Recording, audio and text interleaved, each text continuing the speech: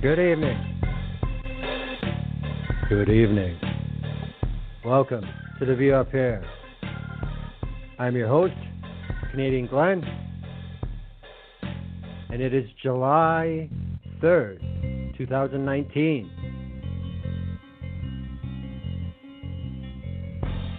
That's a little low, isn't it? Okay.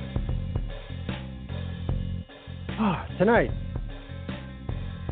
when they came for the beach, and the TMX redo with Robyn Allan.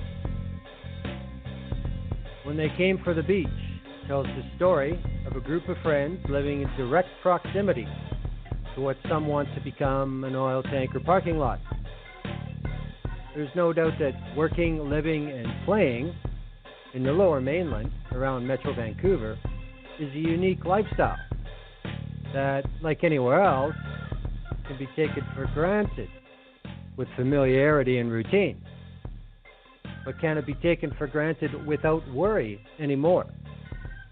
Based on real events, this is the first novel from author, economist, corporate executive, and fierce intervenor / thorn in the side of the National Energy Board, Robyn Allan.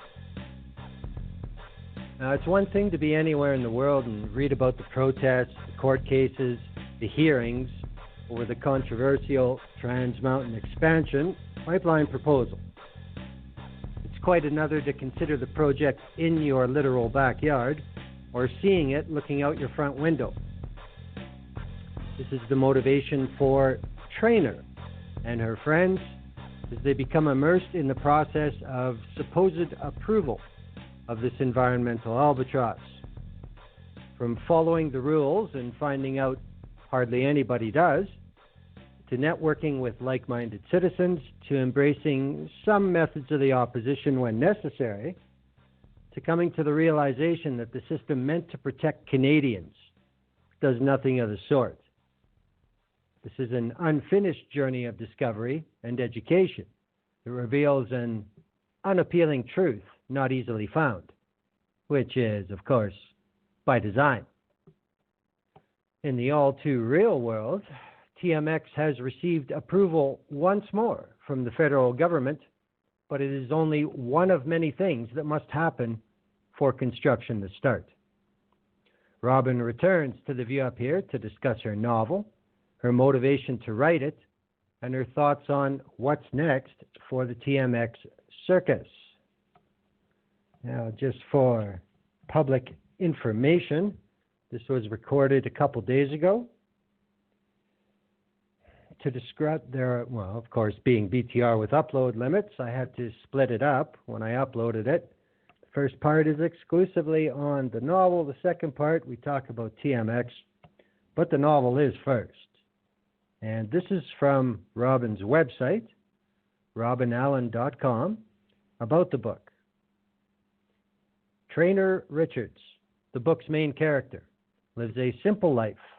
She commutes by bike from her West End studio apartment to her minimum wage security guard job in downtown Vancouver and plays volleyball on warm summer nights with her friends at Sunset Beach. Faced with the prospect of a bayload of oil tankers parked in English Bay because a U.S. multinational wants to build a heavy oil pipeline to ship toxic tar sands crude to Asia, Trainer's reality implodes. When They Came for the Beach chronicles the experiences of Trainer and her friends who dig below the surface of the TMX proposal and find that entrenched corporate influence and political deception have quietly joined forces to take away everything they value and the ecosystem along with it. Armed with a conviction to do something before it's too late, Trainer, her friends, and a growing community of support find that the decision makers keep changing the rules of engagement. Their group, Friends of English Bay, must find new ways to make their voices heard and their concerns matter. Protecting their future requires a special kind of courage and a new brand of hope. Can they find what they need before time runs out? Now, Robyn comments on why she chose to do this in a very short form, much shorter than the interview. The best way to attack Ottawa's fictional narrative on addressing climate change, along with its false pretense that Trans Mountain's expansion is beneficial, was to write a novel. I leave it to my characters to expose one falsehood after another as they discover how corroded our political and regulatory institutions have become. Well, there we go. Now, without further delay, I will play the interview.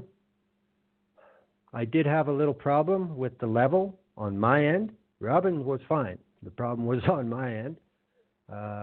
It does go into clipping a couple times. It's maybe 10% or less of what it was to what it is now, but it still happens a few times right off the bat. For instance, in hindsight, I should have made this upload at a lower quality, then you wouldn't hear the clipping so well. But hey, no problem. Here's the interview with Robyn Allan. When They Came for the Beach is a new novel that describes in a fictional form fictional realities. Trainer and her friends live in Vancouver's West End and play beach volleyball at Sunset Beach on summer nights. But with the pipeline in the works to ship Alberta oil to Asia, their friends see the project as a threat to their seaside lifestyle and the local ecology. A Trainer and her friends are fictional, the main characters of Robyn Allan's new book, When They Came for the Beach. But if the pipeline project sounds familiar, that's no coincidence. The View Up Here welcomes back for a third appearance on the show, Robyn Allan. Hello, Robyn. How are you? Great, Glenn. Thanks very much for having me back. My pleasure. I was privileged enough for Robyn to give me a link to read When They Came for the Beach shortly before it came out. Your description, I've seen, is using a fictional platform to help distribute fictional realities to people. Now, I understand, I also see where you said that you can write as many op-eds and publish as many facts as you want, but it only reaches a certain amount of the population. Is this the motivation behind this project for you? Well, it certainly is one of the motivations behind the project, to try to provide for Canadians, thoughtful Canadians that care about the future, some information that's being kept from them with a very deliberate attempt by Ottawa, the National Energy Board, and prior to that, Kinder Morgan, when they owned the company. That it's, it really was important for me to be able to pass on the things that I've learned over the last 8 years that I've been involved with heavy oil pipeline projects from Alberta going west. So yes, it was a motivation, but I think more important for me in doing this work was the information that we're getting from Ottawa in particular is a fictional account of the possible future if Trans Mountain in particular is built. And the fictionalization is that there's economic benefits and that we can somehow protect the environment by building a global warming machine. We can't do that. And so what I felt was that it might be more interesting for readers than trying to deal with the issues from a non-fictionalized basis, to have characters that explore these questions and learn for themselves the propaganda and the lies that we're being fed, and how they deal with coming to terms with not being able to trust our elected officials. I really wanted to have the process of what happens when people begin to understand that what they're being told is not based in evidence or fact, and in fact is a way to market something that isn't good for us at this stage in climate change. It's not good for us, and it's not going to deliver any ability or any revenues to deal with climate change.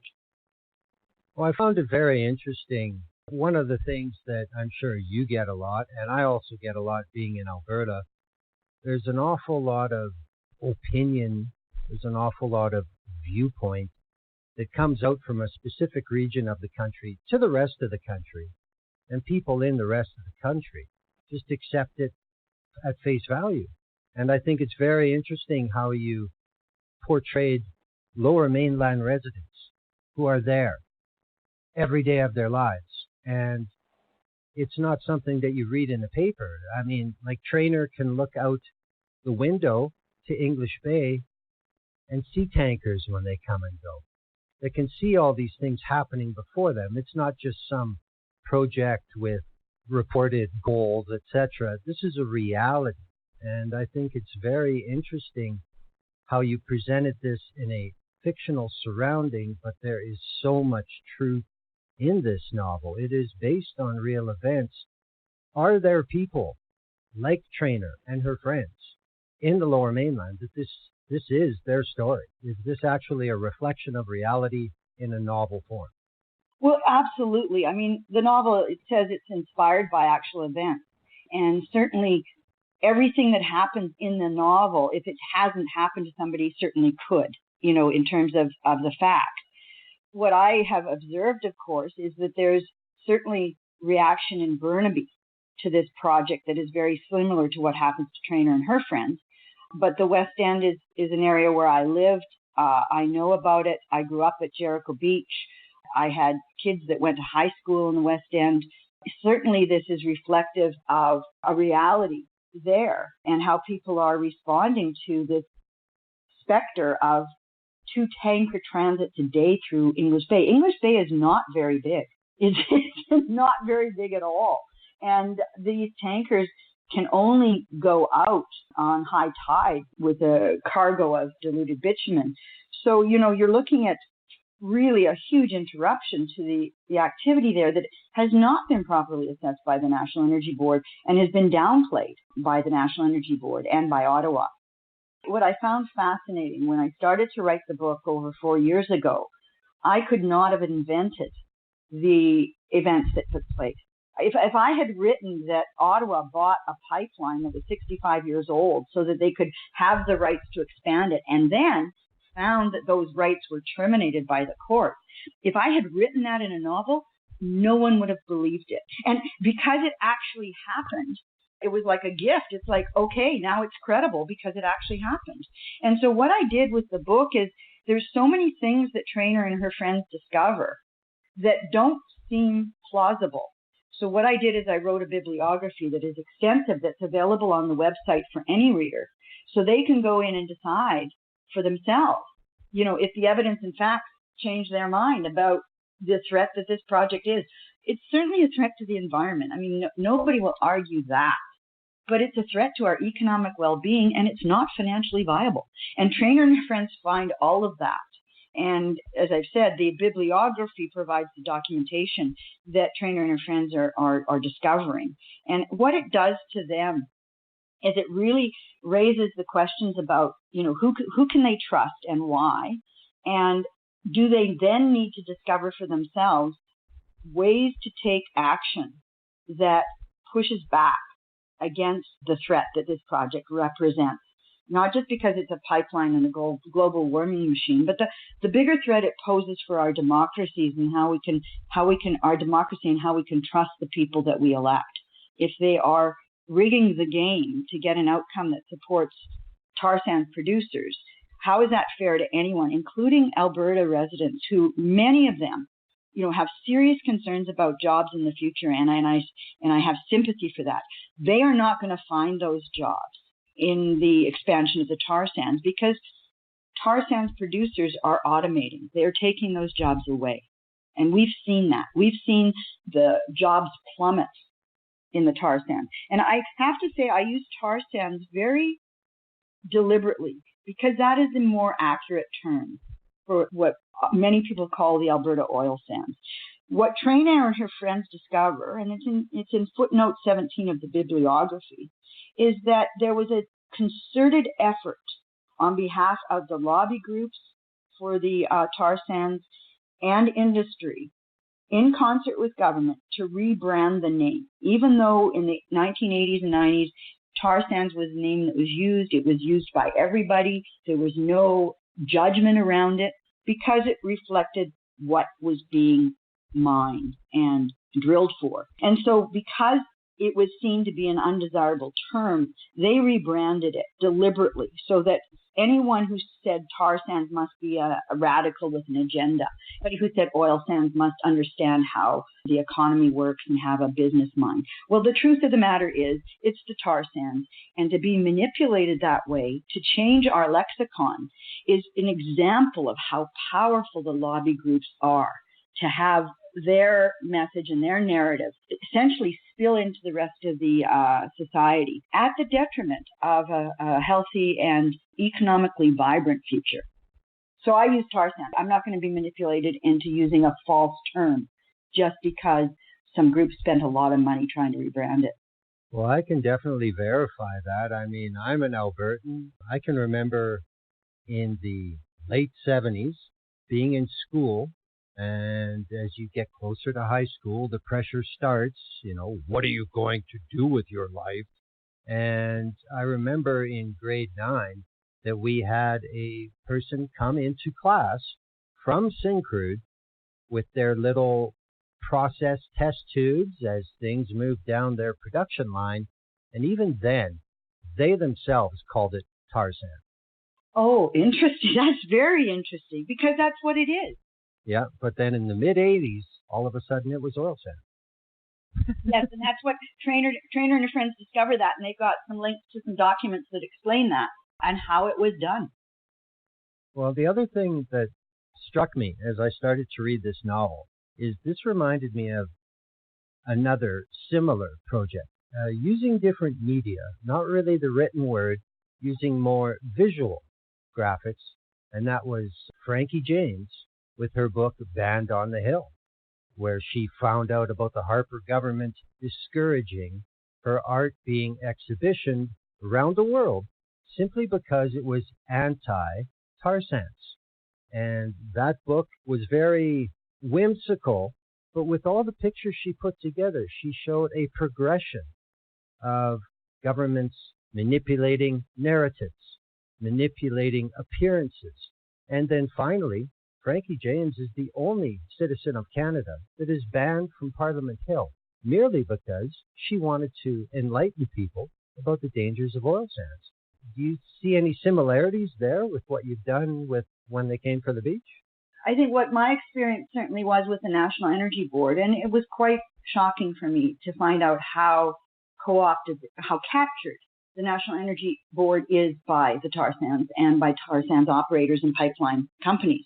That, I had experienced regulatory reviews in various executive positions and knew them to be trustworthy and rely on a quasi-judicial proceeding of balance and fairness. Beginning with the Northern Gateway project, way back in 2011, 2012, I started to see how the National Energy Board was being co-opted and how they stopped being as fair and as interested in the public interest. Because if they continued to do their job in a balanced way, it appeared to me, they would only come to the conclusion that this project is not in the public interest. And so we begin to see how they start to change the rules of the game. And we begin to see how, for example, they stop allowing people to participate in the hearing. They start to make decisions where it's in favor of the proponent as opposed to a balanced set of decision-making for the intervenors that exist. We really witnessed one of the most outrageous decisions with Trans Mountain's expansion where they stopped allowing cross-examination of the evidence. And once you do that, you can't have a hearing. I mean, the fact that the hearing continued after it became clear that they weren't going to allow cross-examination, that says a lot. So Trainer and her friends, they begin to, because they participate at the Trans Mountain hearing, they try to get accepted. They begin to see how the rules of the game are being changed. And so, yeah, I think what many people that have been involved directly with the hearing process have recognized how it's been eroded. And the erosion has been necessary to allow them to get to the recommendation. So even though we hear, there's never been as long or it was rigorous, we hear that by certain people. There are people that weren't involved. They don't really recognize what actually took place. The thing is that when people push back against what is happening here, what we find is they often get demonized. They often get pointed to as being enemy of progress. And my experience has been, when you look at the work that a lot of people have done, it is an attempt to try to make sure that we have progress that is in the interest of a sustainable future, and that would also create meaningful jobs for people in Alberta. This is an irony that we keep being told that there are jobs if we build this pipeline. But this pipeline, as Trainer, Barbara, Liz, Flick, Wes, that group find out, is there's only 90 permanent jobs from Trans Mountain's expansion. 90. This is not a project that will create any jobs, any meaningful jobs for people in Alberta who need them. Well, the thing that really struck me too as well is when this group started to petition for intervenor status, and the name of their group was Friends of English Bay. Is this directly relatable to a real occurrence? Like, do you have knowledge of local people in the Lower Mainland who thought they were jumping through all the hoops, they were sending in all the paper to get their intervenor status, but yet they were ignored? I mean, this is something that we hear is happening, but of course, surprise, surprise, the corporate press doesn't seem to want to be too involved about looking at the processes of the National Energy Board, especially regarding TMX. But do people have to recognize that this is a novel, but it's kind of not? Well, you see, it is based on actual events. And so, for example, there are some groups that applied to the Trans Mountain expansion hearing and they were rejected because they weren't considered either experts or directly affected. Now, here's the kind of sleight of hand that goes on at the National Energy Board. A number of people believed that the National Energy Board was evaluating marine risk because the tanker traffic is triggered by the expansion. People actually believed that the impact on the marine environment was going to be properly assessed by the National Energy Board. But because the National Energy Board said, well, we're not going to evaluate the marine risk under the Canadian Environmental Assessment Act. You see, we get into a lot of details, and this is what is problematic in our culture today that is used to, sound bites and that is very distracted by access to information, etc., through the internet, is that digging deep into the issues is sometimes a little tedious. And that was another reason why I wanted characters to do it in a fictionalized way, because there can be some interesting things going on while they're doing that may allow a reader to go deeper. But here's how the NEB rigged the game. And this is certainly the experience of the characters in the novels and is based on actual events that happen to certain people or groups. So the National Energy Board said, we're not going to look at the marine risk under the Canadian Environmental Assessment Act, because if they had done that, they would have had to look at it under the Species at Risk Act. So, for example, the impact on the orcas or the killer whales. And when they did that, when they said, we're only going to look at the impact of marine traffic under the National Energy Board Act, they could get away with saying, anyone that came forward and said, we're really, really concerned about marine activity, and like the characters in the book that lived and worked there, and we want to intervene because it's going to affect our quality of life. Well, the National Energy could come back and say, well, no, you're not directly affected because the project ends at the dock. And that means if it's going to affect your beach when there's a spill, or the congestion in the bay is going to be so great, and that affects your quality of life, sorry, you can't intervene. And that's certainly what happens to the characters in the novel. They get rejected after applying because they're not considered to be directly affected. And so what we find, of course, in real life, and it happens in the novel as well, is that certain groups take the National Energy Board, the Government of Canada to court, and Kinder Morgan after the certificate's issued, and the court finds that the National Energy Board erred. It should not have stopped the project at the dock, and that's why we have the reconsideration hearing. And had the NEB done its job properly at the beginning, then groups like Friends of English Bay would likely have been accepted as interveners. And they weren't. And they had a detailed report prepared after months of work with a professor, and that report wasn't accepted.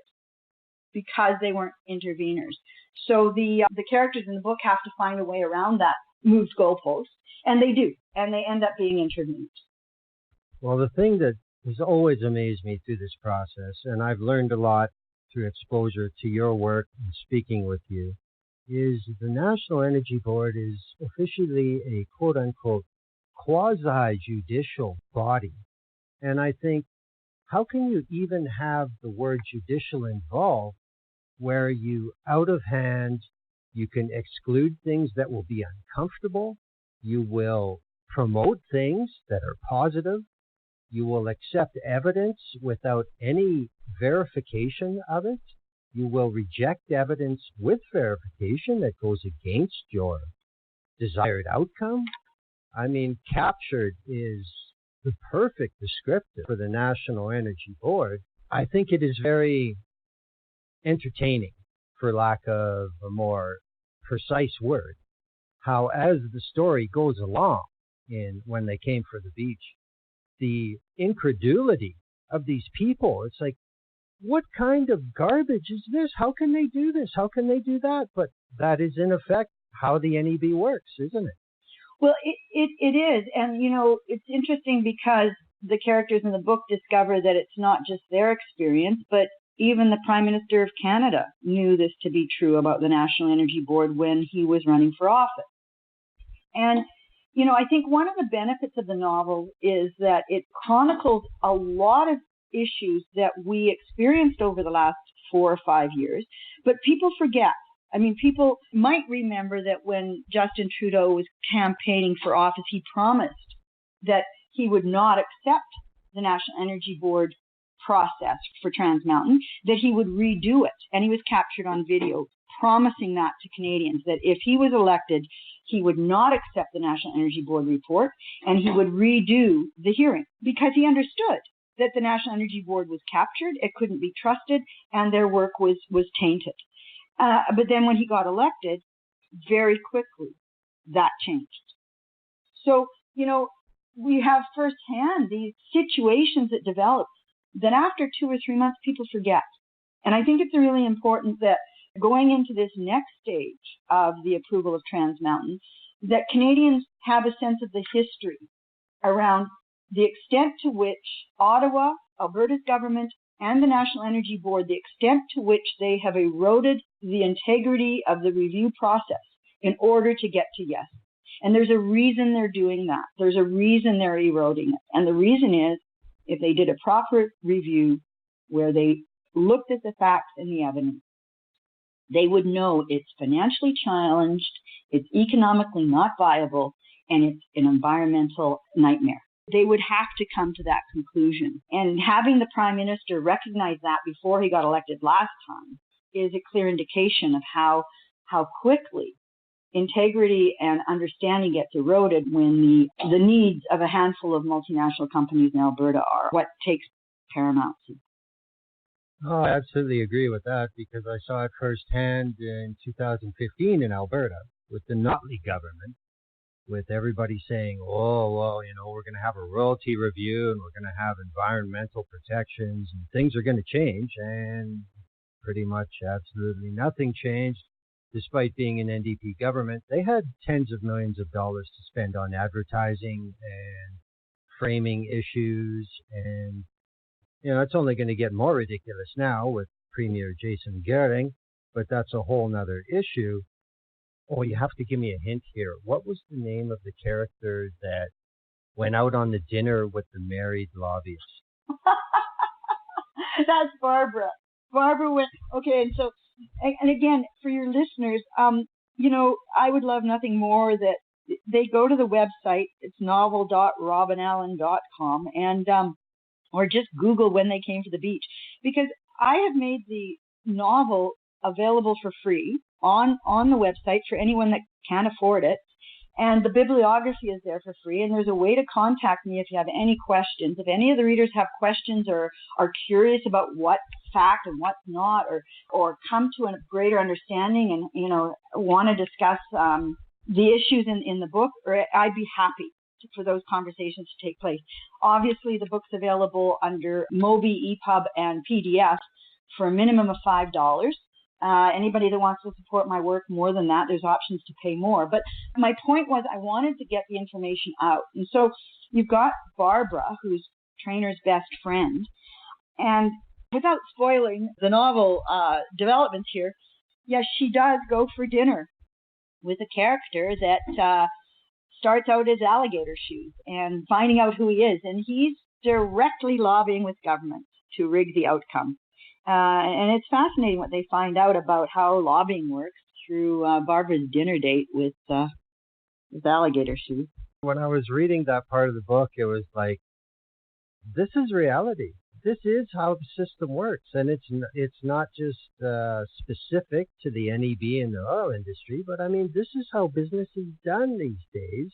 And I thought it was a very accurate yet non-identifying way to kind of expose people to what everybody sees in public, and what's presented by the media is one part of it, but the real part of it, the real nuts and bolts of getting this done and checking off all the boxes and making our report and saying everything is hunky-dory.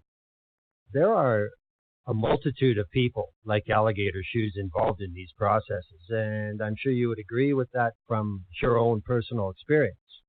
Well, I mean, we saw two obvious situations with John Charest meeting with the National Energy Board, which was totally inappropriate, to figure out how they could basically market Energy East to Quebec. I mean, we saw that. We saw Gagné just before the election, who was lobbying with TransCanada. But people forget these scandals very quickly. I was hoping that in the novel, by drawing on these real experiences and my, understanding of looking at the lobby registry and see who's talking to who and when, how often do they talk? Even Ian Anderson, right after the election, joking, and it's in the novel as well. What he said to Canadians was basically, when one of the investor analysts asked him, well, what does Trudeau getting elected mean? Because Trudeau said he was going to cancel the hearing and do it properly, redo it. And basically, Anderson quips that all he needed to do was change the color of his tie. And when I wrote to Prime Minister Trudeau right after the election and alerted him to Ian Anderson's inappropriate quip, and the disdain to which it appeared to hold democracy, and asked Prime Minister Trudeau, it's in an open letter to in the National Observer, asked him to quickly, redo the review, because he promised, Terry Beach said it, Wilkinson, who's now the Minister of Fisheries, promised a redo, and all of them shut up after the election, because I suspect the Prime Minister's office got to them and said, hey, we're not doing the review. That was, just more lies, basically. And, so it's important as we enter into this next election that these people be held to account. Terry Beach told his constituents one thing and delivered another. Wilkinson, the same thing. And as the characters in the book discover, Wilkinson tried to cover his tracks about what he said. You have to read the novel to see how he did that. But it's really, really fascinating how deliberate the lobbying is and how readily officials in government will meet with these people and then do their bidding. And Canadians lose in the process. So I wanted to, Alligator Shoes is a very important character who shows up very early in the novel. And what they discover about him and how he operates is reflective of what goes on. And I think it's important. Another reason why I wanted to write the novel was because it's often very difficult for the general public to kind of lift the veil and see what goes on behind the scenes. And we get glimpses of this, like, for example, with John Charest and meeting with the NEB. And then the NEB board members, when they got caught through Freedom of Information from the National Observer, Mike D'Souza's work, when they get caught, they don't get fired. They just recuse themselves. One of the board members that met with Charest to rig the outcome for Energy East is then the chair of the reconsideration hearing for Trans Mountain's expansion. How is that acceptable? Should not be. But people forget that she was the same person and should not be trusted to do a proper review when so readily willing to meet with lobbyists to figure out how to get the outcome that Ottawa wants. Well, I think just the fact right there, I mean, even when the board members for the reconsideration report were named, corporate media made absolutely no attempt to connect the recusal from the Energy East board to the people that were now on the reconsideration panel for TMX. I mean, I can't imagine any other day job, normal job, where, oh, you got caught selling our secrets to a competitor, you're willing to compromise our process on behalf of a competitor? Well, you're off this project. That's not how it works. You're out the door. You don't get another dime from us. You screwed us. But that just doesn't apply here. And that is the definition of captured, is it not? Captured regulator means that the agency that is supposed to be the watchdog and keep the game fair behaves on behalf of the proponent. They are captured in the sense that they do the bidding. And that's exactly what the National Energy Board members showed when they met with Jean Charest and took note about how they were going to con Canadians into accepting a heavy oil pipeline. And, you know, the whole idea here, too, is that we have this reconsideration here. And I think this is important for listeners to understand because there's a lot of pushback about, you know, oh, these pesky First Nations groups and cities in BC and environmental groups, you know, taking Ottawa to court over the reconsideration hearing and the NEB. But they don't recognize that when the National Energy Board set up the panel, they violated some important rules. For example, the members were not all brand new members. So how can you have a reconsideration hearing with a member that was responsible for the first one and was found by the court to have erred seriously? They did a bad job. How are they going to change their decision in the reconsideration hearing when they want to make sure that it looks like what they did the first time was right? And then you have a member that met with Charest, and then you have the decisions that they make are not consistent with what Canadians expect. And then the court cases that the parties bring, you know, people put back and say, oh, they're just so pesky. You know, no, when you know the story, when you know what really happened with the reconsideration hearing, any reasonable Canadian would say, hey, something's wrong. Something's still wrong. They're doing the same thing they did before and just hoping they can get away with it. And so it's in the interest of Canadians that these court challenges come forward because the National Energy Board has to be stopped. Its integrity is eroded. It does not serve the public interest, and it proves that time and time again. You know, even if you want the pipeline, it's not in your interest to get it by eroding the system, because that system is there to protect you, too. When it comes time for proponents to be protected and they find out the system's eroded, then who's going to help them? That's partly where the title, When They Came for the Beach, came from is, you know, they came for the beach, they came for the English Bay, but they're actually coming for our ecological survival. And we don't have many years left. And if we don't stop this pipeline, then who's left to fight when the next thing's taken?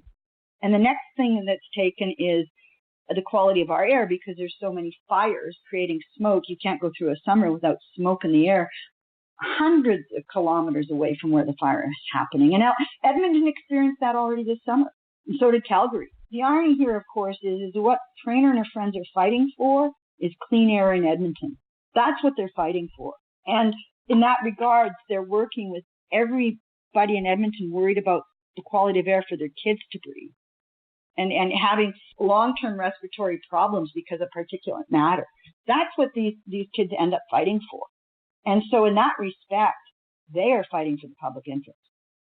I think that's absolutely correct. I thought it was perfectly framed irony that here in Edmonton, Premier Jason Goering wanted to have a press conference to announce the canceling of the Alberta carbon tax, and it was canceled because there was too much smoke in the air from forest fires. I think that pretty much demonstrates the entire integrity of this circle jerk of approvals. Because, you know, when you talk about how captured and dishonest and manipulative the National Energy Board has become, I think, well, we're getting closer and closer to the end of the road here. Would you not be that much more diligent? Would you not be that much more interested in the information you receive and the verification of the same information and allowing more information into the process? But yet, as we've seen demonstrated time and time again by the National Energy Board, that's not what they're interested in. Cabinet has a huge responsibility here, and this responsibility that it did not fulfill shows how corrupt Cabinet is. The reconsideration report, when you actually read it, you can go in there and find out the financial viability issues and the economic benefits. The actual chapters in the report are taken from the 2016 report verbatim. There is no change in the financial and economic analysis in the report. They still say, if you look at the reconsideration report that came out in February 2019, it still says that Trans Mountain expansion will cost $5.5 billion. Kinder Morgan Inc. owns it, and Kinder Morgan Inc. will finance it. So now you've got a situation where Cabinet did not require the National Energy Board to go back and look at the economic and market reality of an industry in decline. It's past the height of its ability to grow. We know that because now companies are worried about stranded assets in the tar sands more than they are worried about expanding. There is really no new investment in expansion in tar sands. But the economic case that the board relied on to say that the economic benefits outweigh the extinction of the orcas or the extinction of First Nations way of life that is going to happen because of the tankers. They relied on an economic analysis done based on 2014 expectation of oil prices. Now, we all know that oil prices have plummeted since 2014, and we all know that the supply projections that they were based on in 2014-15 are not going to happen. There isn't enough money out there in the financial sector willing to make its way to expand the tar sands. The tar sands growth days are over. And they're over not just because the ecosystem can't afford the greenhouse gases. They're over because the banking and financing sector have said they are. And the oil companies know this because they're not saving their huge profit to reinvest in the tar sands. They are paying high dividends and buying shares back. And so everybody knows this, but somehow government trying to pretend that we can expand the tar sands enough to fill Trans Mountain's expansion knew that if they looked at realities today in the market, they could not recommend that this project go forward. So Cabinet received a report in February 2019 with financial and economic information in it based on 2014-15 that says Trans Mountain is owned by Kinder Morgan Inc. Kinder Morgan Inc. will finance it, and the project only costs $5.5 billion. They also said there were typically 5 tankers a day, which has never been the case for years, if ever.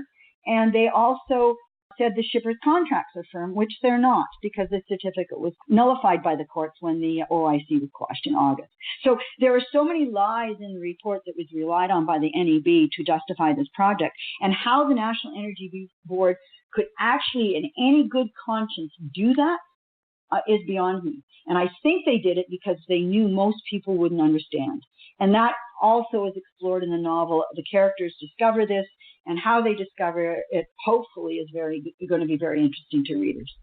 Oh, I can say from having read it, that is exactly what happens. And as I said before, I think the real difference here with the way you presented the history of the timeline of this project, quote unquote, is the incredulity of these people when they find out what's happened. They, there's so many times they just look at each other and they're like, how can they do this? But this is in fact the reality, is it not? It is, and I think what happens, whether it's with Trans Mountain's expansion or the SNC-Lavalin scandal, all of these situations that we learn about because the corrosion is rampant.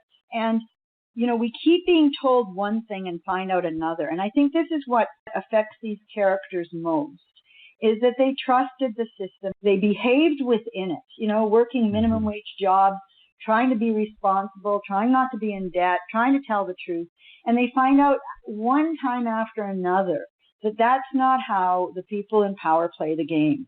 And they're trying to struggle with, how do you remain integrous and honest in a system that isn't? What do you have to do? What kind of strength do you have to gain in your own character to be willing to stay involved and try to make things better and not adopt the techniques that are being used on you? I mean, that's a very challenging situation to be in. How to retain your sense of dignity and integrity when you discover around you that's not how the game's being played. And so I think that's where the interesting real challenges come for these characters and how they develop when they address those questions. I think that's a very good point, and I think that's one of the biggest things that When They Came for the Beach demonstrates to readers, because it's one thing to read news reports and it's like, well, these people were accepted as interveners, these people weren't, and the National Energy Board is moving on, blah, blah, blah. And, it's kind of like reading a line score from a baseball game for a lot of people. They didn't see where the balls were hit. They didn't see who was on base, et cetera, et cetera. It's nothing but a vague outline of what actually happened. And I think, as I said, one of the best things about When They Came for the Beach is these characters do try. They do take at face value, okay, we want to be interveners. What do we have to do? And they're told, and they do it, and it doesn't work that way. It doesn't work that way at all. When you wrote this book, I mean, you said that you've been writing it over the past 4 years. When you started to pull it together and do final edit, etc., I'm curious what your feeling was. Did you find it to be kind of cathartic that you could put all this together of what you had seen happen in this fictional environment, or did it just frustrate you more going through it all again? No, it actually was quite cathartic. It was actually quite fulfilling. I would have to say that for me, writing this novel was extremely fulfilling. And the reason it was, in part, was putting it into a chronology of what actually occurred for me and other people, and pulling together all the documentation, and then weaving around with fictional characters how they came to terms with it. It was very fulfilling for me because I discovered even more. Some of the things that, I didn't realize how some things had impacted me that I had experienced. For example, the $50 million a day con way back in 2012 from a bank analyst, and how my own experience with unpacking that false narrative and the things that I was told and the way I was dismissed when I discovered the truth was, going back into that and saying, yeah, that was a huge set of revelations, how the conflict of interest between the tar sands companies and the banks, the big banks, that they have a vested interest in these projects moving forward, even if they're not in the interest of Canada and Canadians or our economy. All of that coming back, and then how that wove into Notley's phony $80 million a day claim, which was based on the same false narrative, and it just resurfaced again. And because it hadn't properly been exposed the first time, the $50 million a day, how that hadn't properly been exposed because there was a certain amount of cover-up in mainstream media, that it could resurface again as another false narrative, and then the public had to deal with that again. And many, many people have been conned into thinking that there is a huge loss because we don't have a pipeline, and that if that loss was recovered, somehow there would be huge wealth that would be available for Albertans to make the situation they are engaged in right now less frightening. And that's where it's most reprehensible, because Notley knows, Kenny knows, the banks know, the oil companies know there is no loss. Even Ottawa knows. I mean, I have an email now that tells me that Ottawa knows there is not a loss of 80 million a day. In fact, it's much, much lower, and it's very close to my estimate of about 20% of that. So when they know that 1 in 5 barrels is all the barrels that are affected to a price decline, and they continue to trot out these numbers of, approving the project because we're going to get $500 million a year in tax revenue, and they know it's false. That, to me, is unconscionable. They know those numbers don't make sense, and they're spouting them out to con Albertans, British Columbians, and the rest of Canada into accepting Trans Mountain. And the benefits aren't there. And so what that means is that Canadians are going to continue to subsidize. They already subsidized Trans Mountain's purchase. They're going to subsidize the expansion, and they're going to subsidize the expansion of the tar sands to fill the pipeline that's not needed. And to me, that is so unfair because the jobs aren't there, and Albertans are going to be dragged into another 5 or 6 years of a false solution when we need every single day right now to be dealt with the transition. So it really is very, very perturbing that we're continuing to rely on this false economic narrative. And there's a lot of people that are being conned by it. And, the trouble is the characters in the novel discover the truth and they start to make decisions about the betrayal so that they have some control over their future. And what happens when people buy the con and 4 or 5 years down the road, they find out that they were misled, they're going to be really angry.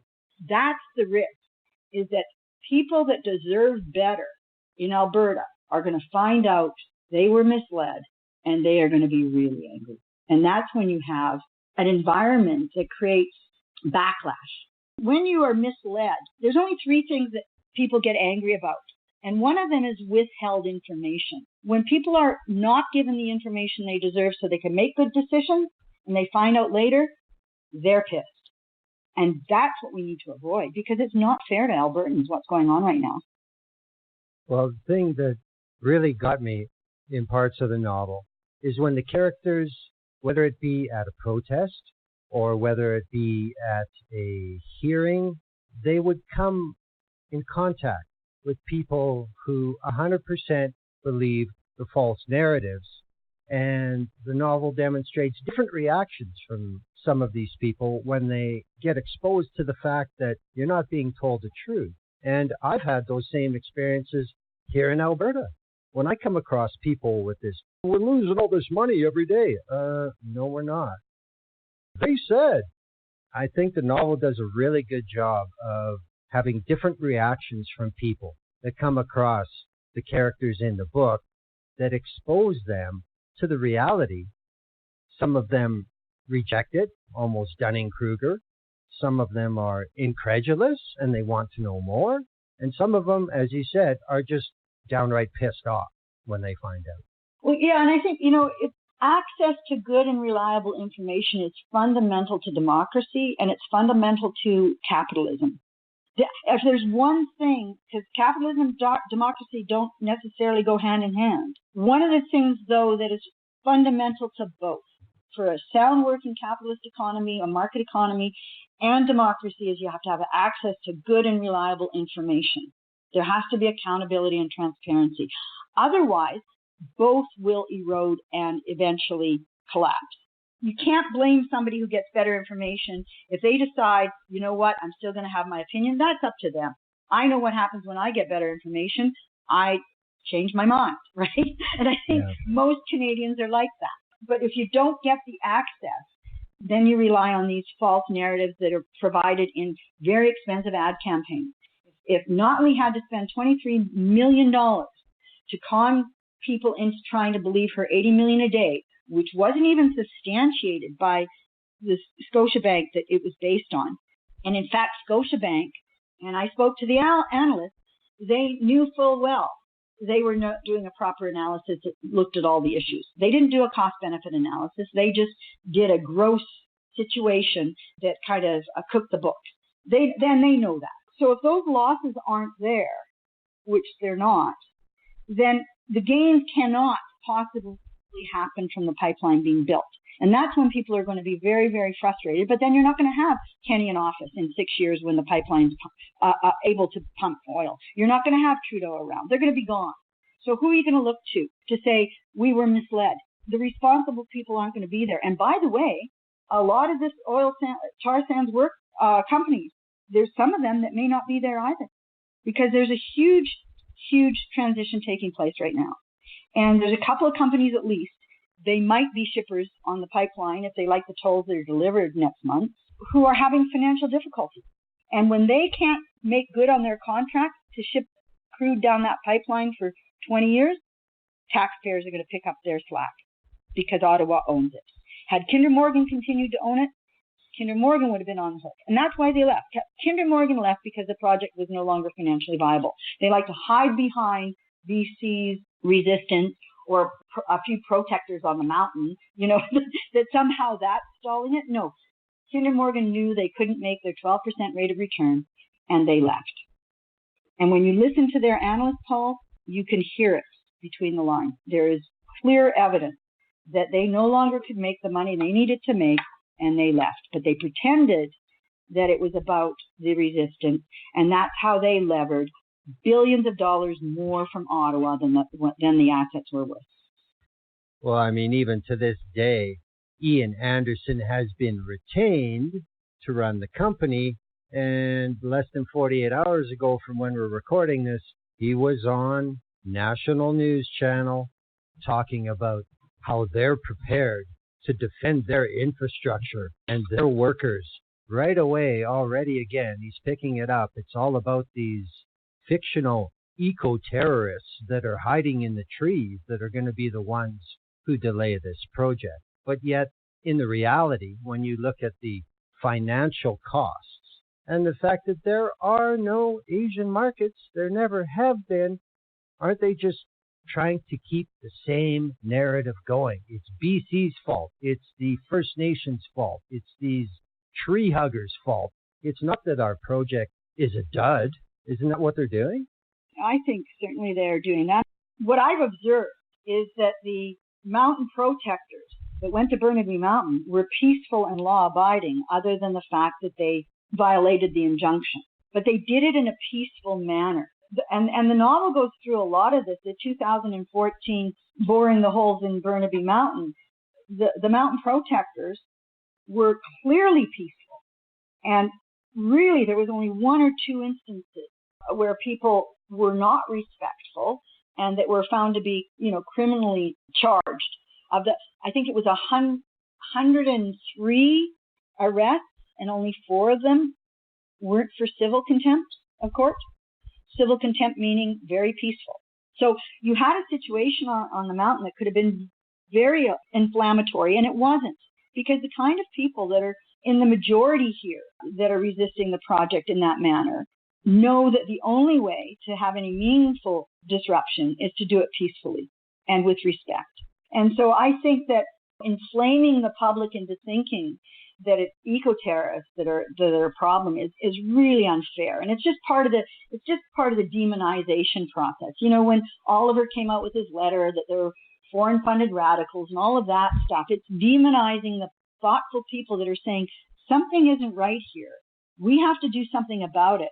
But all the institutions that we thought were in place since the post-war period to protect our interests, they've been corroded. And therefore, we have to find new ways to make our voices heard. And they're doing it in a peaceful manner. And so, Ian Anderson's getting, what is it, $1.5 million bonus, $1.5 million in bonus to stick around for a couple of years. He's being paid a lot to stay. The people that go and say something's wrong here are not getting paid anything. That should speak volumes for, what's the incentive for people that say something's not right and we have to fix it? The incentive is their conscience. And, what I've seen and read about the people that are showing up to say this isn't right have been very, very thoughtfully brought to their decision. And I think it would serve a lot of Canadians to understand the motivation. And I think in part that was, definitely why I wanted to write this book, is that there's a lot of reasons why people are saying, no, the pipeline isn't right and it has to be stopped. My reasons as an economist and an executive start with, it's not in the financial or economic interest of the country. But having said that, I also know it's not in our environmental or ecosystem interest.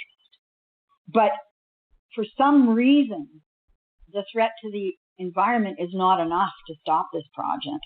You know, the extinction of the orcas is not enough. The extinction of the First Nations way of life that use the coastal waters is not enough. If that's not enough, you know, I shake my head. But for me, it was always been from the beginning that if people understood the financial challenges, that this is not a commercially sound project, and understood the economic implications for Canada, then it would be stopped. But that's not enough either. The Alberta Federation of Labor, with 175,000 Albertan workers, said if you build this pipeline, it's going to cost us 18,000 jobs for every 400,000 barrels shipped down a pipeline. That was their evidence. So that wasn't enough. The job losses weren't enough. And so we have this false narrative about it's good for the economy, it's going to create jobs, when there's so much evidence that isn't publicly known that it's going to cause job losses. So none of this is enough. And it's very disturbing. And I hope to some extent, you know, any Albertan readers of the novel will realize that the characters in the book are fighting for Alberta's future as much as they're fighting for their own. Well, I think what you just talked about, I thought back to one point in the book where there's a character that talks to Trainer, and he says, "What the hell are you people doing? My mother is in her 80s, and she wants to get arrested. What are you people doing? What are you telling them?" And then when he gets exposed to more real information, truthful information, he almost turns into having respect for his elderly mother for standing up for what is right instead of thinking that she's behaving like a crazy old lady. And it's stuff like that that people have to consider. They have to be exposed to when they understand why the TMX has never been a feasible project according to the supposed standards that are to be applied. Things like that you brought down to a person-to-person thing. I think those are very critical in the way you're getting the message across this time. As you said, you can only write so many editorials. You can only write so many opinion pieces. And as you said, with When They Came for the Beach, you're taking a different angle in demonstrating to people what has gone on, what they're trying to perpetuate, and what the future holds. And it's not good.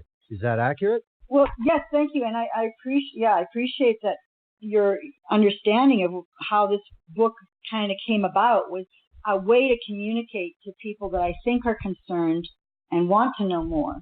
You know, detailed reports with analytical numbers and all that stuff can be very, very difficult to comprehend. And that's what I was trying to do, was to put it in a way that would be accessible.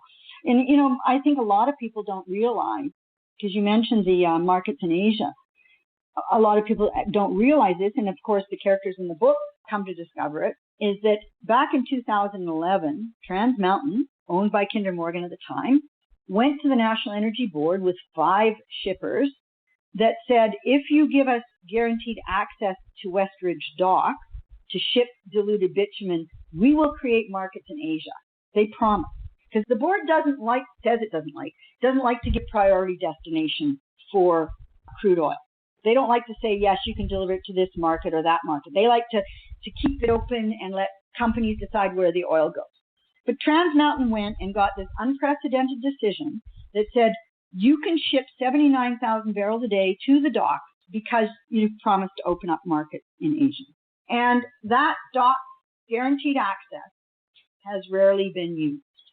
This year, year to date, January to March, only 18% of tidewater access that's available has been used because there are no real markets interested in heavy oil. And if they are in the future, it will be because it's deeply discounted in price. And that's not the story we're being told from Ottawa. We're stuck in the U.S. is our only market. We need tidewater access. If we had tidewater access, we'd make $80 million a day. That phony narrative. And then the first thing you look at is tidewater access. Oh my gosh, we need tidewater access. Well, it's been there guaranteed since January 1st, 2012, and it's barely been used. Why is that? It's because the demand isn't there. NEB was promised markets would be developed. They haven't. Well, this is the exact same case for this project. This expansion project is we need it to develop markets in Asia. It's not going to happen And it's not going to happen because the project's going to be too expensive and it's going to cost too much to deliver that oil to Asia. Where is it going to go? It's going to go to U.S. markets. So now we're back into the same situation we're already involved in. And people are buying this nonsense that the price on every barrel is going to go up, when it won't go up on every barrel no matter what, and it's not going to go to new markets. It really is kind of Kafka-esque. It's crazy making in the sense that these arguments are advanced. We have evidence that the same arguments were given years ago, and the promises were never met. And now we're being asked to believe it again. You know, most people don't understand. We've been down this road before, and it was a dead end. You know, this is your third time on the show. I've been following the TMX project as I did Northern Gateway to look at what's true and what's not. Obviously, that ratio is very skewed in one direction, and it's not in a good way. And again, it's novel.robynallan.com, correct? Yes, and if you go to, you know, even if you Google when they came to the beach, it'll show. It'll show, yeah. You get to it. Now, I also have an audio. I've got 7 parts that I put up as audio on the website, and I'm releasing those every few days to get the whole novel as an audio book up for any listeners that, you know, want to do something else while they're listening. We'll have to keep our houses clean and fold the laundry and, you know, make supper. So hopefully, if it's accessible as an audio book too, that might help people in their busy lives. But as I said, I would really appreciate hearing from anyone who reads the novel or listens to it, what their thoughts are. It really was a way to reach out and try to share what I've learned and what I've come to know in a way that I hope is entertaining. And feedback is always welcome. Well, for listeners, all I can say is there are very, very few people out there who know more about the realities of the National Energy Board and TMX than Robyn Allan. And I would encourage everybody to look into When They Came to the Beach, again at novel.robynallan.com. I wish you all the success in the world with it, and it's very well done because I'm aware of the facts, for the most part, that are interwoven into the fictional narrative, and it brings a degree of reality to it that makes it prominent, that makes it totally believable, because these real events actually did happen, and it's still going down. So I wish you the best of luck with the novel. I enjoyed it very much, but TMX goes on. It just won't die its proper death. You, of course, are well aware of it. What I want to turn to now is something that you had published in the National Observer January 25th of this year. And you tried to demonstrate once again that all the evidence is the old evidence. All the claims are the old claims. As you said before, studies based on oil forecasts in 2014 have absolutely nothing to do with the reality in 2019, but yet we have Ottawa being all for it. I mean, with the first price adjustment that was long overdue as it was, that put it above the 7.6 billion mark, that enabled all the shippers to walk. Now, Cenovus, a Canadian corporation, is in a real precarious spot, and they're only the first. They won't be the last, as you mentioned, with the stranded assets and the viability and the non-existent markets and the poor quality of the product. You know, as you said in the article, so, you know, what's left? I mean, how can they possibly physically get this done without Canadian taxpayers being on the hook for tens of billions of dollars if this is built and you're looking at even a 30-year life cycle? This is never going to make money for anybody who pays taxes in Canada as a citizen. Is it really a matter now of Ottawa not publicly saying, but maybe privately saying, we'll make sure you guys don't lose money? Is that going to be enough to keep this snowball down a mountain rolling? Well, I think the subsidies for the oil sector have only just started with this project in terms of the $3.4 billion on the existing pipeline that's not being recovered in toll rates is a subsidy. And let's just go back a little bit too, because when Kinder Morgan brought the project to the National Energy Board in the Firm 50 application, that application where they got the guaranteed access to the dock, the National Energy Board allowed them to create a slush fund of $28 million a year to help pay for the regulatory review of this project. Now, that had never been done before. And in fact, you had oil companies saying, hey, this isn't right. If Kinder Morgan needs money to advance their pipeline, they should go to the capital markets and get it, not get a slush fund based on toll rates to the dock, where they can create this fund to take it through regulatory review and have no shareholder risk. So that was the first way this project was just subsidized way back in 2011. Then the next thing that happened is that, Kinder Morgan was only on the hook for $200 million when they walked away. Had they canceled the project, the shippers would have had to pay 80% of the cost to date. So they were hardly on the hook at all when they walked away, because they did really not have any skin in the game. And that was because the NEB gave them this slush fund. Then we have the situation where Ottawa runs to the rescue of a project that should have been allowed to die naturally and overpays at least $2 billion for the existing assets and overpays about $1.5 billion for the expansion because the certificate was quashed the day before they actually finalized the deal. So you've got this situation where taxpayers are already on the hook. Now, you've raised a very interesting question. And if you look at the shipper contracts that are available on the NEB site, they were filed during the toll methodology hearing that was separate from the public interest hearing, so the contracts weren't there. The contracts are very clear. The contracts say that after the certificate is issued, the shippers can't receive a budget before 30 days and have to receive it within 60. So within 30 to 60 days after the certificate is issued, there needs to be a capital cost budget delivered to the shippers, and then they can decide whether or not they like the tolls that capital cost triggers. And if they don't like the tolls because they're too high, they can terminate their contracts and leave the project. So the question becomes, if the budget is, $10.3 billion, which is probably likely given the costs related to this project, the contracts that have yet to be signed with contractors, and now there's a huge excess demand for labor in the construction arena. You've got Site C and LNG, and they're going to have difficulty getting workers to build this project. And when that happens, you run the risk of workers that aren't skilled and construction errors being made. So you've got this environment right now when there's multiple projects going on. We don't need the construction jobs, but now Trans Mountain's out there signing contracts with contractors competing against those other projects. And the project cost could easily be $10.3 billion at this point. Easily. Well, that means that the shippers are going to be looking at toll rates that are about $2 a barrel more than what they agreed to when they signed on for the $7.4 billion budget. And $2 a barrel more is billions of dollars over the 20 years. That's $10 billion in total, roughly, of increased cost to shippers for this project.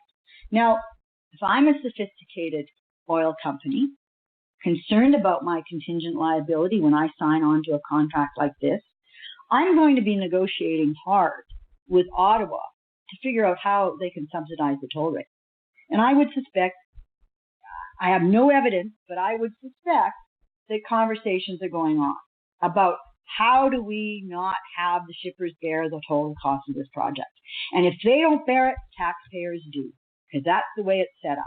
We as taxpayers will bear it because any cost that Trans Mountain incurs is a Crown Corporation cost, and we'll pick it up because there's no tolls that can cover it. So we've got the slush fund, we've got the oil. Oh, I forgot to mention the ocean protection plan. They said they would pay for that, but Ottawa said no, let taxpayers bear it. And so it's not just $1.5 billion over 5 years; it's $6 billion over 20. So there's another subsidy. And then you're talking about the toll subsidies that they're probably negotiating right now because the shippers won't want to pay the tolls that are reflective of a $10.3 billion budget. But before you know it, we're up into a $10 billion, $12 billion, $15 billion subsidy for this project before it's even operating. How is that in any way consistent with what Morneau promised, which is taxpayers got a good investment deal? It's not. And there's one more contradiction I would like your listeners to think about. We were told by Justin Trudeau that there was going to be $500 million a year in tax revenue from this project, and that any profits they made from Trans Mountain would be channeled into a transition from fossil fuel. Well, Trans Mountain, in the same day we were told they want to sell it. How can Ottawa take profits from a project, Trans Mountain's expansion, if they've sold it to a third party?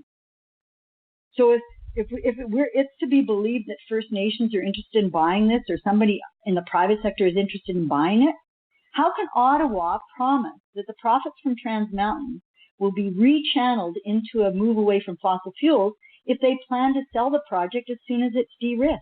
So that's the misrepresentation, and Morneau is guilty of it. He said, we're going to channel the profits from Trans Mountain into transition. You can't sell it and do that at the same time. That is a misrepresentation, and it's just an obvious layer of deceit. Well, I mean, you say that, and I, for a moment, assumed that I'm on the board of a multinational oil company, and I'm thinking, okay, you want to sell us this asset, and we're in oil, and you're going to take the tax revenues that we have to pay you to discourage use of our product. I don't see that being a selling factor, shall we say. Because these companies know that when Justin Trudeau says we're going to take the taxes from oil companies to get a higher price in Asia, that they know he's not telling the truth. Cenovus and Suncor, Imperial, Husky, they're not worried, CNRL, they're not worried about these false statements around these huge profits being channeled into a transition. They're not worried about that because it can't happen. There is no method by which Ottawa, anyone who understands government finance and corporate accounting, knows that you can't match tax revenues to programs. You can't do that. There's no way they're set up to do that, even if it was true. And secondly, these oil producers know there's no huge revenues coming because of Trans Mountain's expansion. They know the price lift argument is bogus. Suncor said very clearly, we're not suffering a loss from the discount. Husky said the same thing. So did Imperial. 60% of the product produced in the tar sands is not affected by a discount. And then Cenovus and CNRL were honest enough with their shareholders to tell them, in CNRL's case, 75% of their barrels aren't affected, and in Cenovus, 50 to 60 aren't. So if those barrels aren't affected by the price discount, then how can they be enhanced by a pipeline being built to Tidewater? They can't. So these companies know the $500 million in tax revenue that Trudeau tells us is going to come from them is utter nonsense. They know that. And behind closed doors, they're laughing. But they don't care because, you see, they're going to get a subsidized pipeline to give them optionality. So when Keystone fails, or Line 9 fails, or Line 6B fails, they still have another way to get their crude oil out to the United States to serve the contracts they've got already for that oil under guaranteed prices. You see, this is the con game. Trans Mountain isn't about gaining access to Asia. Trans Mountain is about having an optional pipeline available when pipelines that are currently operating fail. And one of the biggest pipelines that is at risk is Trans Mountain's existing legacy line.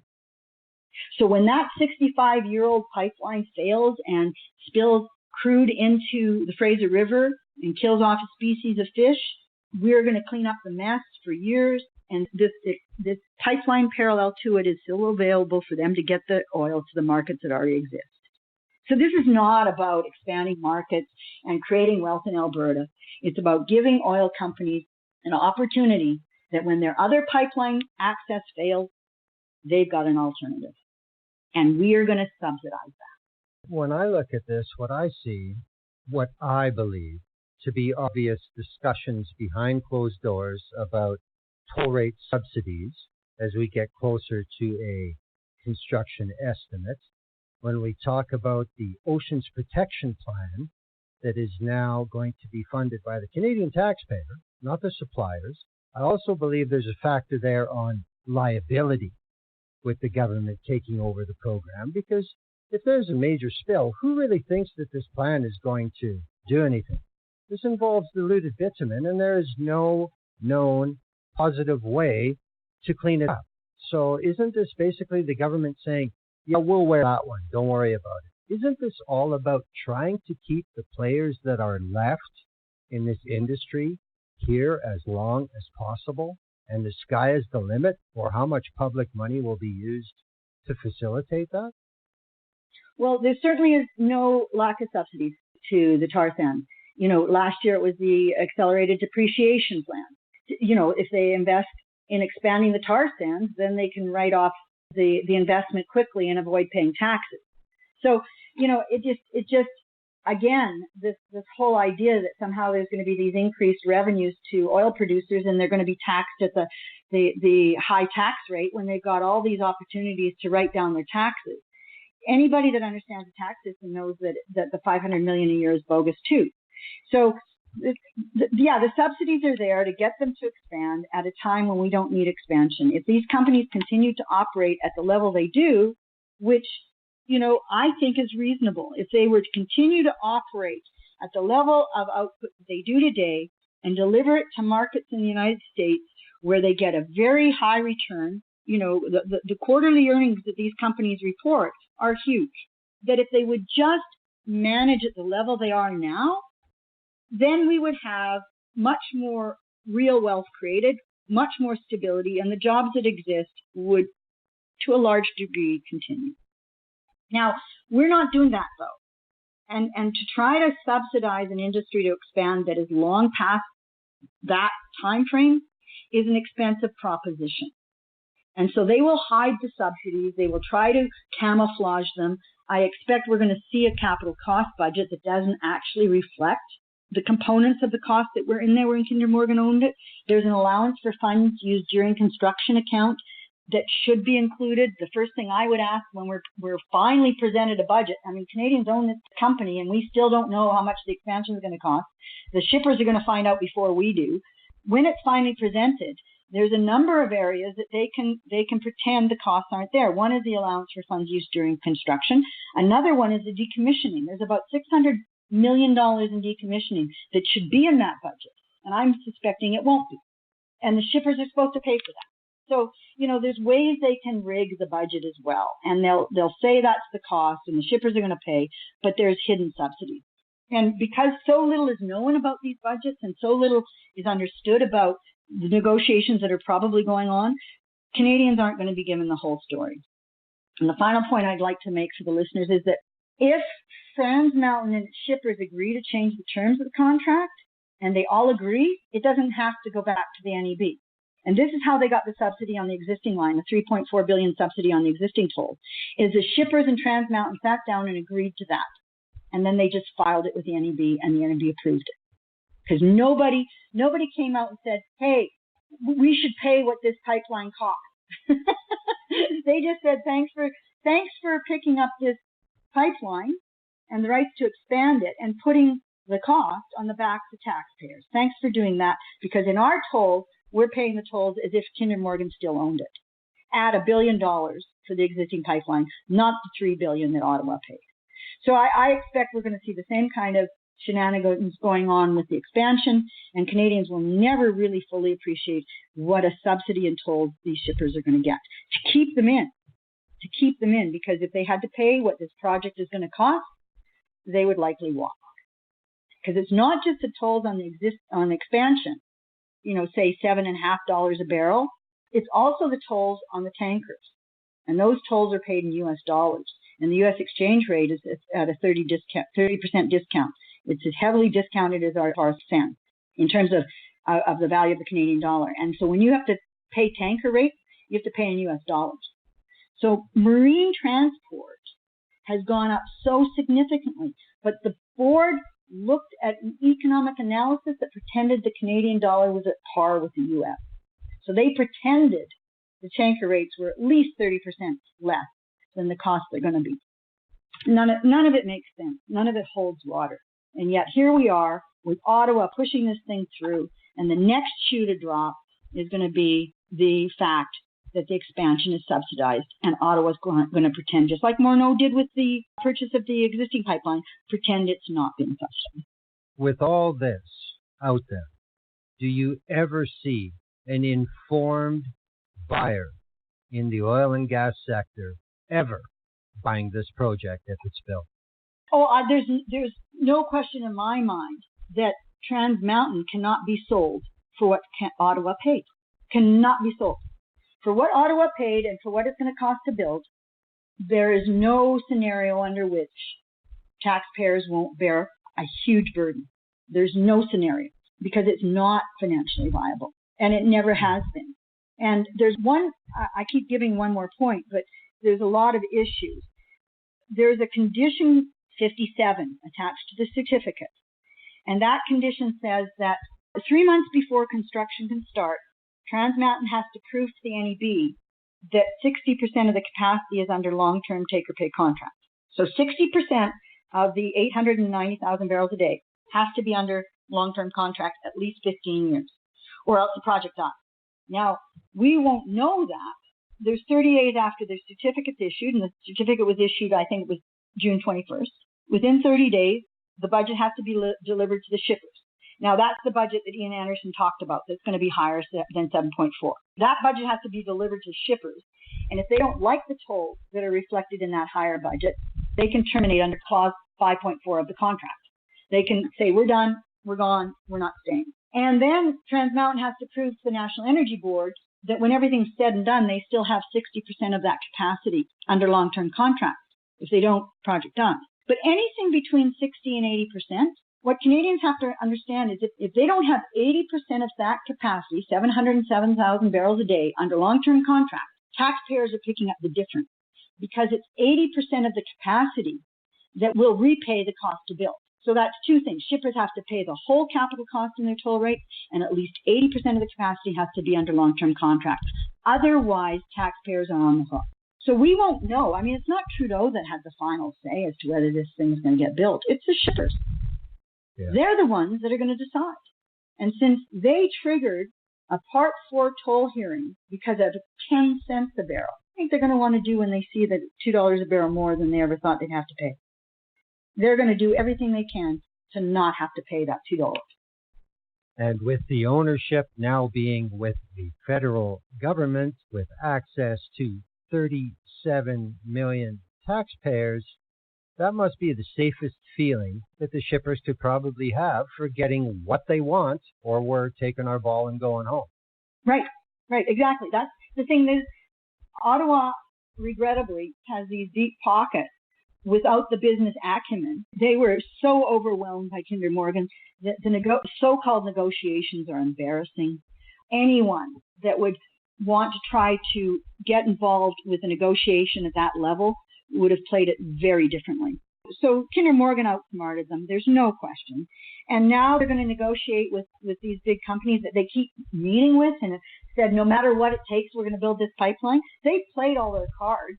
They have no cards to play. And so the entire pot's going to go to these companies who know that Trudeau is desperate politically to get this pipeline built, even if it has to be subsidized, which it will be in a continuing way.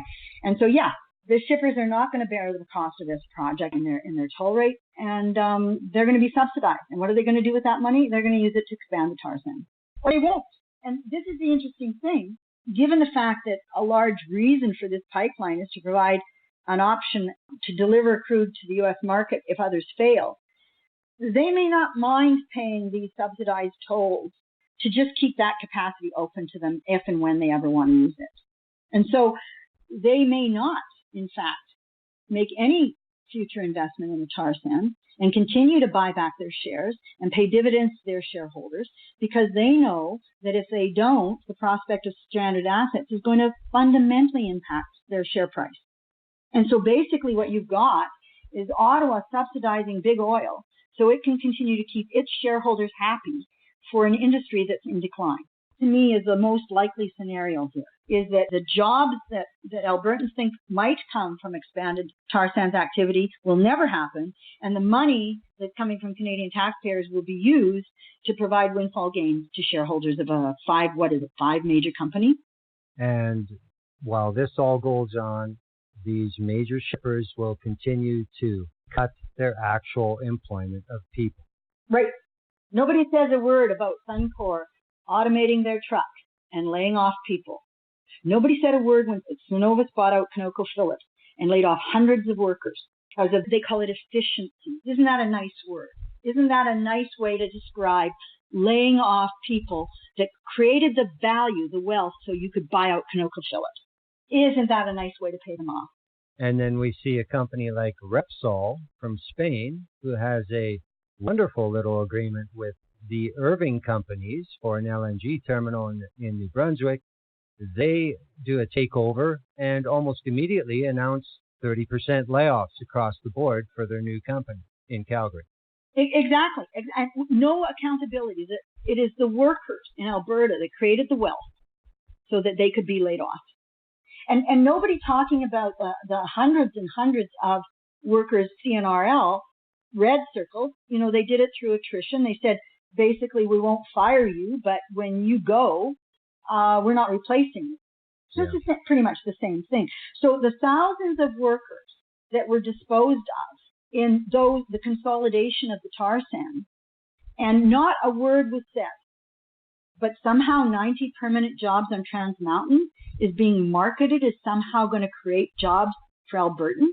The disconnect between the way promises of jobs that will never be there take on such weight, but then the real jobs that are just gone has no weight. To me, it doesn't make sense. Watch what people do, not what they say. And when you watch what these oil companies do, they don't care about workers, because if it's efficient for them to make a stronger bottom line, those workers are gone. And automating the truck is an insult, because Suncor didn't have to do that. And you watch the next phase of automation. I mean, it's staggering. And this part of the problem is that, employees are considered as expenses on the income statement, but the truck is considered as an asset on the balance sheet.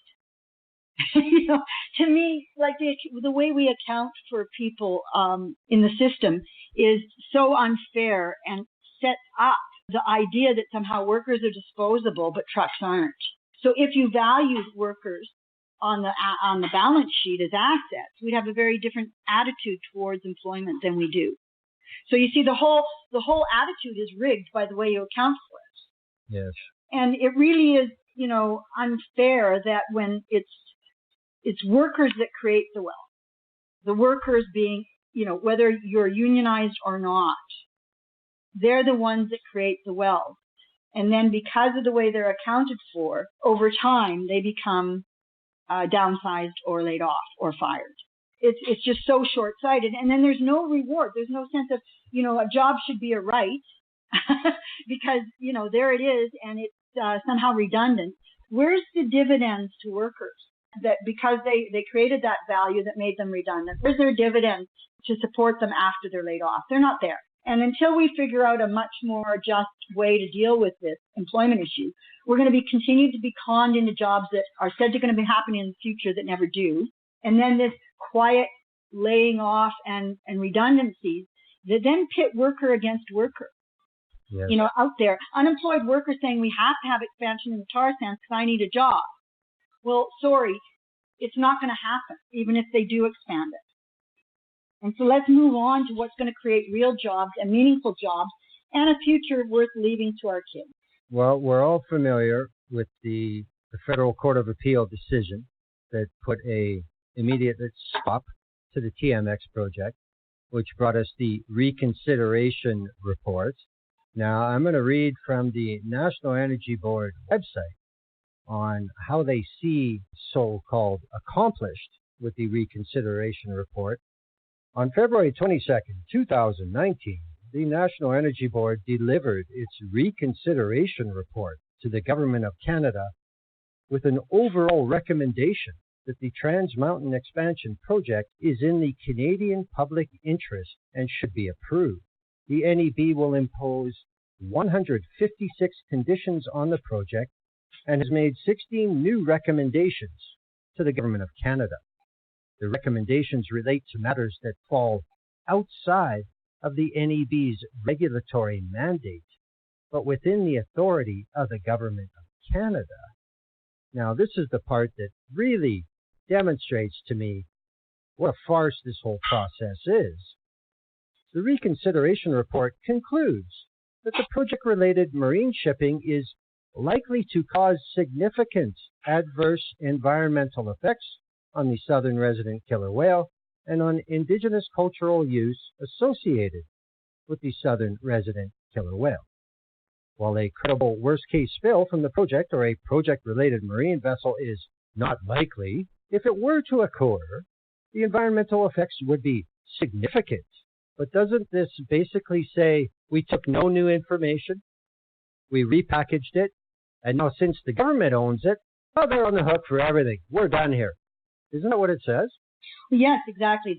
So that they weighed those significant environmental impacts against a benefits package that was flawed to begin with. Had there been a proper hearing in the first hearing, it would have become clear that those economic benefits don't exist and that the financial viability was challenged.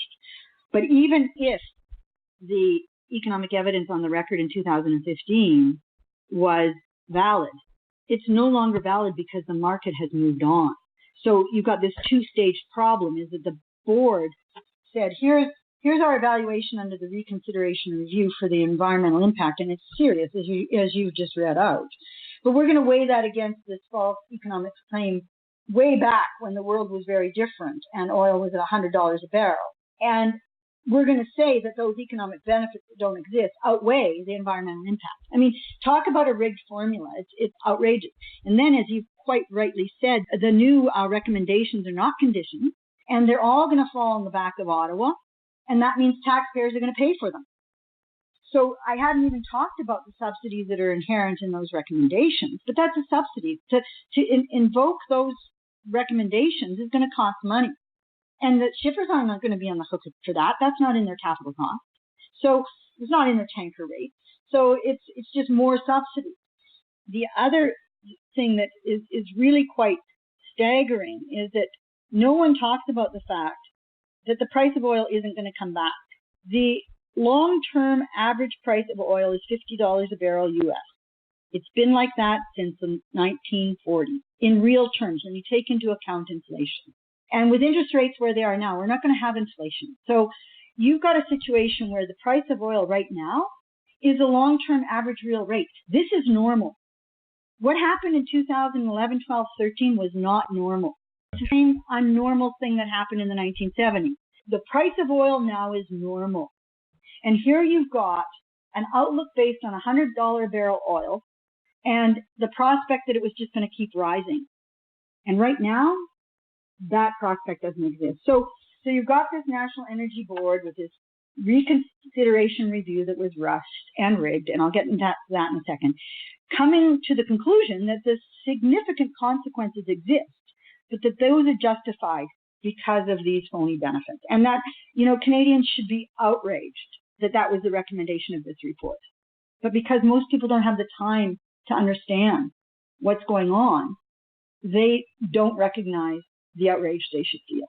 One of the things the National Energy Board did in the reconsideration review is it limited the scope of its review to 12 nautical miles. It said, we are only going to look at the impact of tanker traffic for 12 nautical miles. Well, that's Boyd J, just off the coast of Vancouver Island. Now, the economic zone that Canada is responsible for is 200 nautical miles. Why wouldn't the board, when it had the opportunity to do a proper review of the tanker risk, have expanded its review to 200 nautical miles? Because if it had, it would have recognized that the risk was way greater for a spill than they were willing to look at. If it had, it would have recognized the impact on the orcas was even more serious because, the orcas are out there too. If it had, it would have had to have looked at so many considerations such as the international relationship of transwater boundaries. And so the board deliberately narrowly scoped its review to 12 nautical miles so it didn't actually even have to look at the risk of a spill properly. So, again, no wonder people are taking them to court. They played the same game they played before, and they're trying to get away with it. I think that's the thing that for people who wonder, well, they said it's an acceptable risk. But I mean, from what I read, they're using the words severe, significant, And that's only based on 12 miles. There's no way they could pull this off if they ever did a proper review. And that's, again, what I have been calling for since day one is proper due diligence. If we did the proper analysis that any board of director would do, if you had a corporate board looking at this question from a cost-benefit perspective of whether or not it made investment sense, they would never put up with the analysis that Trans Mountain filed at the hearing in 2015. There was no sensitivity analysis. There were no scenarios. They had one outlook for oil, and that oil outlook said, we will have the same supply no matter whether or not Trans Mountain is built. And they had, 4 million barrels a day being supplied? Well, the outlook today has no real increase in the amount of barrels supplied because there's been no final investment decisions made by corporations to expand their activity. So if you had a proper due diligence done with business protocols, this project would be seen to be not financially viable, not economically viable, and certainly not environmentally viable. And it would not proceed. And that's why it needs to be so heavily subsidized by taxpayers to get it to move forward. It's all pretty obvious when you connect the dots. And the other factor there, of course, being something else I found amazing with this so-called reconsideration. There's still no mention at all of Line 3 coming online or the possibility of KXL coming online. Two things there. The first is that the report that Trans Mountain filed by Neil and Annette Musansel in 2015 did consider the 370,000 barrels on Line 3. That analysis did consider that. What Musansel did is say that no other pipeline would ever be built, ever again. It was only going to be Line 3 replacement and Trans Mountain's expansion. Okay? That's what he did to create this price lift that isn't going to occur. But the thing is there that Enbridge has been very clear that they have over 400,000 barrels a day that they can expand on their mainline system just by using drag agents and other ways of creating capacity. They're going to reverse Southern Lights, that kind of thing. That's not included in there. So 400,000 barrels a day roughly is not considered, which is pretty much like Line 3. And secondly, the Keystone XL is not considered. And so if you consider the fact that Line 3 plus Enbridge's other enhancements are going to be coming down the line, Trans Mountain's not needed, even if Keystone's never built.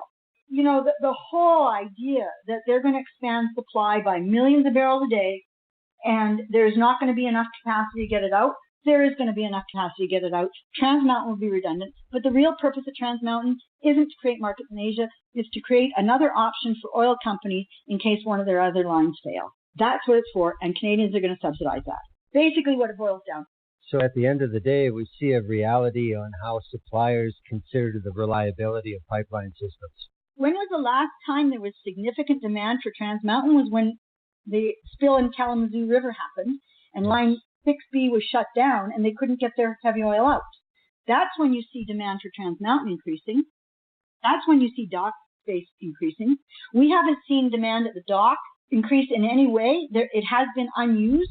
And then in 2017, when the existing Keystone failed, and that pipeline ships a lot of heavy oil, about 560,000 barrels a day of heavy, then there was demand increase for Trans Mountain. But once Keystone was back online and they got their capacity back up by using drag agents, the demand for the dock space fell off. So, we've got experience here where really Trans Mountain is about being a swing supplier when they've got problems elsewhere. So to think that this pipeline is going to create tar sands expansion, create jobs, create wealth is delusional. And the problem is that it's going to be subsidized by taxpayers because it's not commercially viable.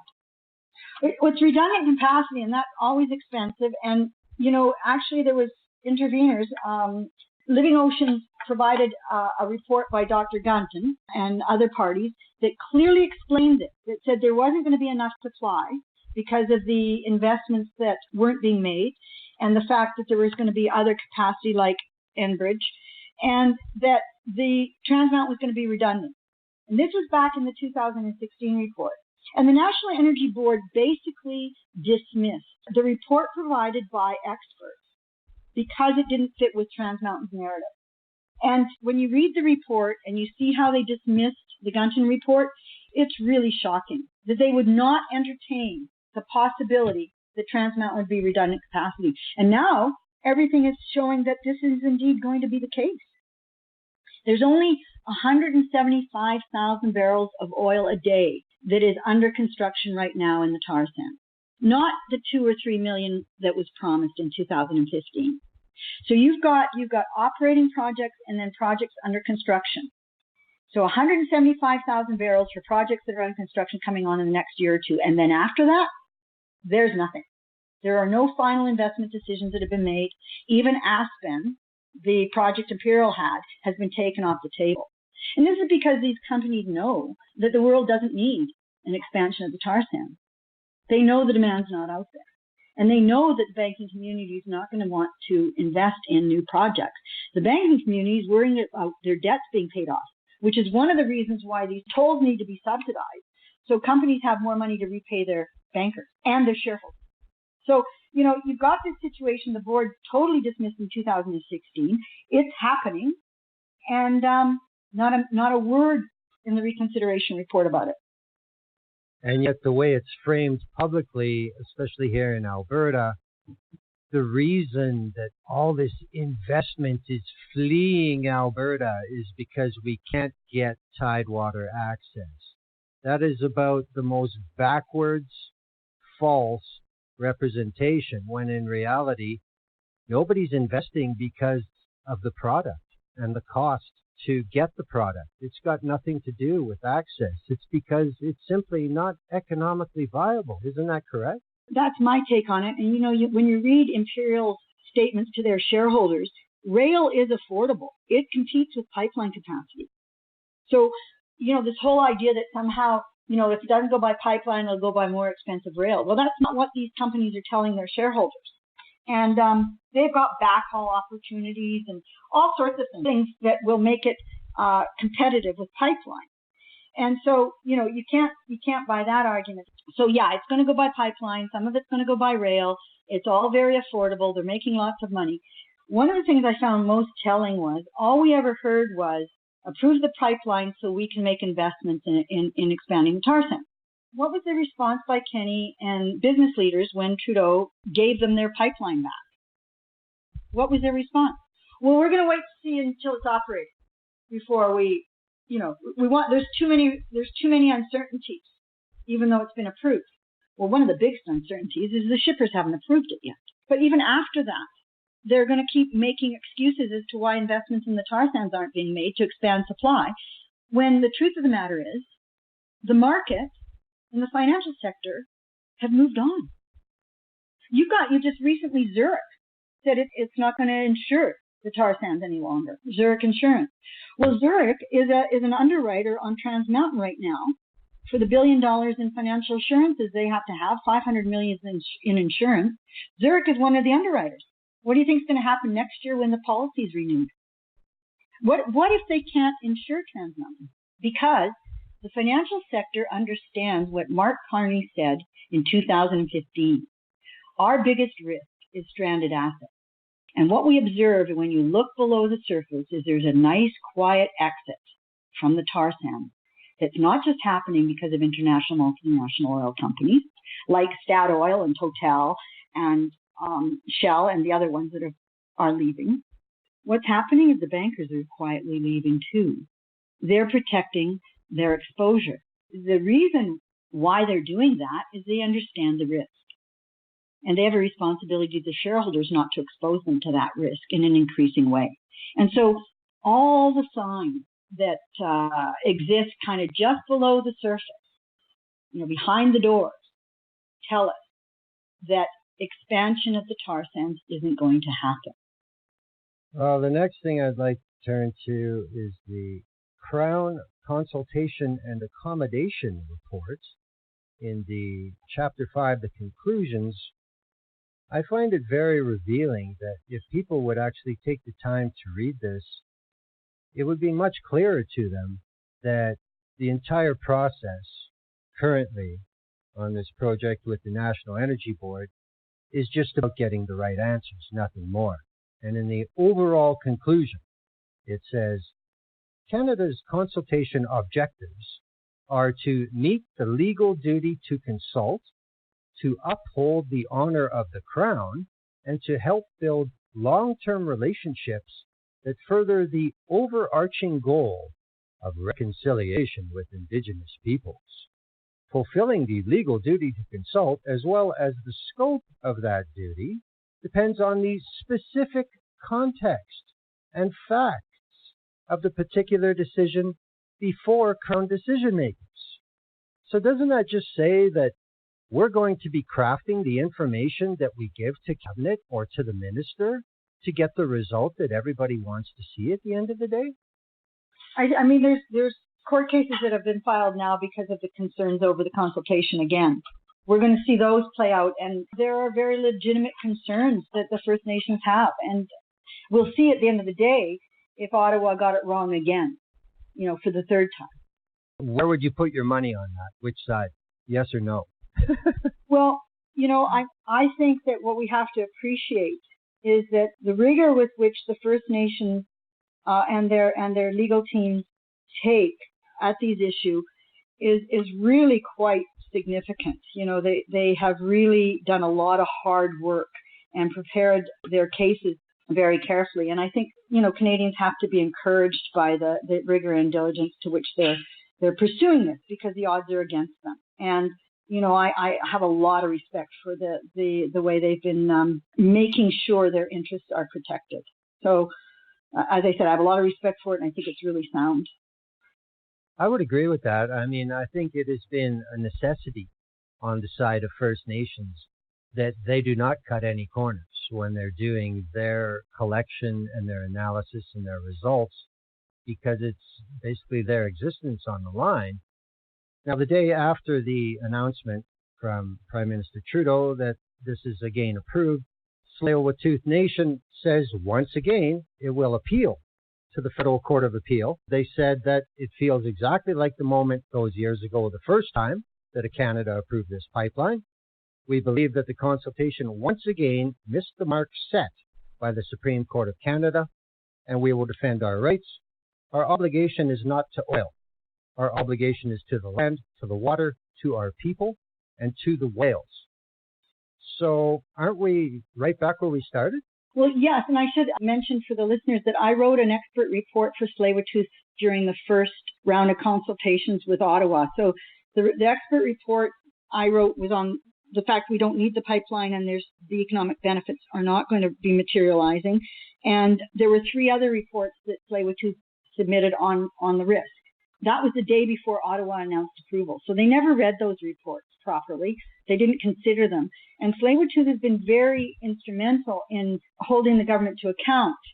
I think, again, Canadians owe a great service to the First Nation trying to protect the Burrard Inlet and the interests of all Canadians. And I think that they very likely have a very good case again this time. Well, I mean, jurisprudence is a good indication of how new cases based on the same information are going to go. So, I mean, from my point of view, if they're saying that quickly, we're going back to the FCA, they got to have a very good reason for it. They've been in this process for years, and if that's how they assess it, considering they won last time, I'd have to say their chances are pretty good. Would you agree? Well, I haven't seen their case yet. I just know that, as I said, that the due diligence and the rigor with which they apply to these issues suggest that they're going to make sound decisions about whether to proceed or not. So I'm looking forward to see what their case is. So with the events that have happened since the Federal Court of Appeal decision, is this project any closer to getting built, in your opinion? I think Ottawa, regrettably, doesn't have the prudent decision-making around spending taxpayer dollars. They will likely try to push this thing into construction, so they're going to be spending money and maybe stop down the road. They will do what Kinder Morgan wouldn't. Again, as I said, spend, what is it? I think they talked about $300 million a month in spending once construction starts. I think that's what Kinder Morgan estimated, rather than the $40 million a month they spend just letting it tick along. Kinder Morgan wasn't willing to start construction in any meaningful way until they knew they were assured of getting it built, which means Kinder Morgan was very clear that it didn't matter what Ottawa did. If the Court of Appeal had told Kinder Morgan you got to go back and do a reconsideration review. Kinder Morgan said they were done. They would have canceled the project. Ottawa doesn't have that kind of sound decision making. They'll throw taxpayer money at this to try to get it built, even if they're stopped down the road. So I think construction will start. When is an open-ended question, because there are conditions that need to be met that say you can't start until 3 months after those conditions are met. Again, maybe they'll not properly invoke those conditions. I don't know. There's certainly urgency trying to get some stuff done this summer. And then those court cases will take a year or two and it could be stopped.